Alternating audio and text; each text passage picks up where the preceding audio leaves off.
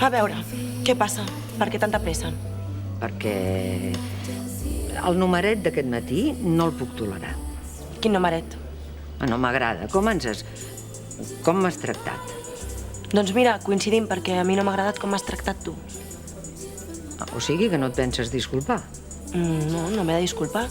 Soc la mare del Nico, tinc dret a saber on és en tot moment i decidir amb qui vull que estigui.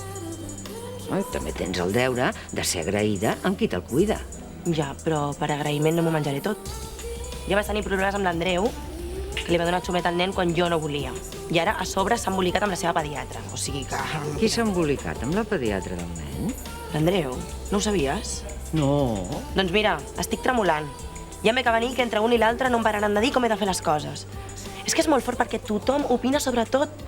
Sobre el pit, sobre si dorm amb mi, sobre si no he de prendre llet de vaca, sobre si he de menjar demanda. Prou ja. De veritat. Jo no t'he dit mai res de tot això, eh? Ja ho sé. Tu potser no, però el món sí. I no ho vull. El Manel i jo tenim el nostre propi criteri.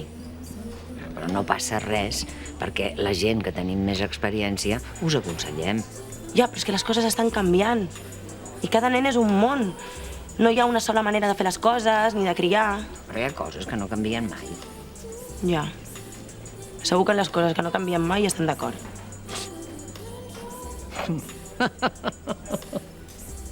De què rius? És que és curiós, perquè estem tenint la mateixa discussió que vaig tenir amb ma mare fa més de 50 anys. El mateix. Jo no vull consells i la meva mare deixa't aconsellar. Ni qui va guanyar. Jo. Perquè tenia claríssim que era el meu espai i ho volia fer a la meva manera. Com tu. Perdona. He fet de vella pesada. I no m'agrada aquest rol. Perdonada. Jo he fet de mare possessiva. I tampoc m'agrada aquest rol.